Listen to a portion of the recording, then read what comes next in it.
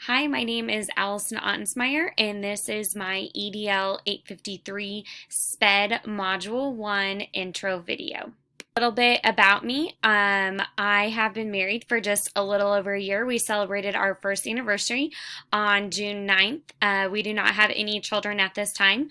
We currently live in Oskaloosa, Kansas on our family's farm. During our spare time, we like to help out with the farm activities. We do focus on raising and selling show calves, so that's always an exciting time in the barn. And I also like to spend time outside. I received my bachelor's in elementary education with an emphasis in special education from Kansas State University. After about my third year of teaching, I decided that I wanted to pursue an administration degree, so I decided to do it through Fort Hays State University. I will be coming up on my 6th year of teaching this fall. I have taught kindergarten, and then I previously taught second grade, but this fall I will be going back to kindergarten, and I'm super excited about that. Before teaching in the Basehor-Linwood district where I'm currently at, I taught in the Wamego district, which is right outside of Manhattan. While I'm at Glenwood Ridge Elementary, I am a kindergarten teacher, but I also serve on the BLT team, our MTSS team, and I'm also a mentor to our new teachers. Doing a critical reflection of Glenwood Ridge Elementary got me thinking about just our special education department and how that intertwines with our general education classrooms. Some of the strength that I believe is that we are a great group of veteran staff members. We don't currently have any new teachers in the building, so we're all veterans and we all have a great attitude of working together. We are always looking at ways to push in with our students with special needs, and our classes are broke down based upon needs in our special education department. So we have a star room, which is for all of our behavior kids.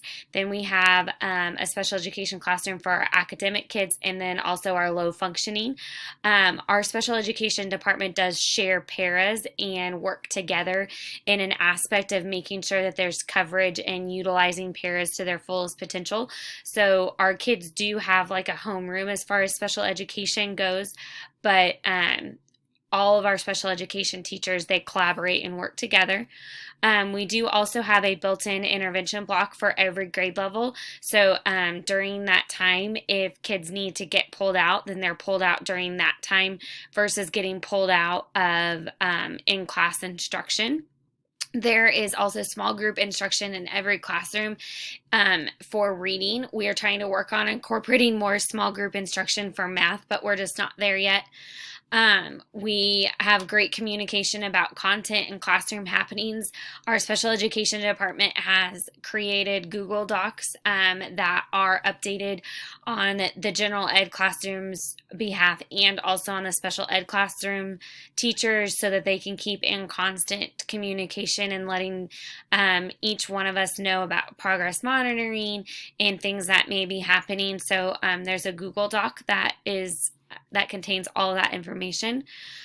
We try to make sure that we give hands-on experience to all of our kids, and we also are starting to incorporate more cooperative learning structures through Kagan throughout our school. Some of our weaknesses, I would have to say, is tools to identify our special needs students. We switched up last year, so we're working on getting a progress monitoring piece in place. We're using our MAP testing to help identify those kids, but we're just not all the way there to just rely on that yet. We also have a great amount of turnover among our pair positions, so that makes it hard on training. And then our SPED teachers and our classroom teachers, their PLC times do not coordinate. So sometimes it's really hard to get that sit down face-to-face meeting time with that. And sometimes it's hard to get differentiated instruction into the classroom, especially if teachers are a little bit more afraid to let their whole day be small group. Looking at myself, I think that some of the strengths that I have is that I have taken quite a few previous special education courses, just because my emphasis at Kansas State University was special ed. So I think that has helped, especially understanding IEPs and how to meet the needs of those students in my classroom and making sure that they're incorporated into every daily activity. I also am a teacher that relies on small groups. I love to teach in small groups. My whole day is basically small groups if it's not doing many whole group lessons. They are differentiated and fluid throughout the year, so if I need to move kids around, I'm not afraid to. I also use cooperative learning through the use of Kagan structures. I find this to be powerful, especially for those special education students, because it hits on the vocabulary and they're talking to their peers versus just me standing up there explaining it. I like to use a lot of hands-on activities, visuals, and do multiple learning opportunities. Some of the weaknesses that I have that I believe is being familiar with intervention programs available in my building. Since this is my second year being at this building, I feel like that is something that I still need to learn. Using paras that are provided in meaningful ways.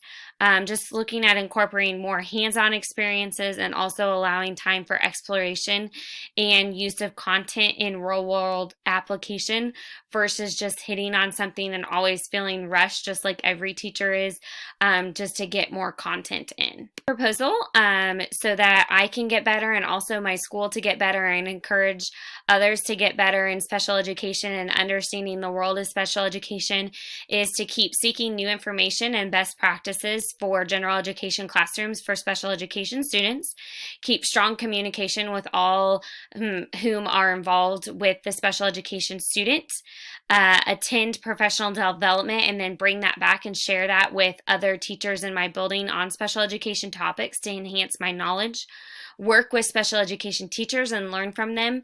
But most importantly, and I think that this is key for all schools and all teachers to help those special education students, is to keep them first. No matter what, we have to do what is best with them, and we need to find strategies and ways to get them into a normal class setting, but also provide them the learning opportunities just like every other student. I can't wait for this course to get started and to learn from everybody else.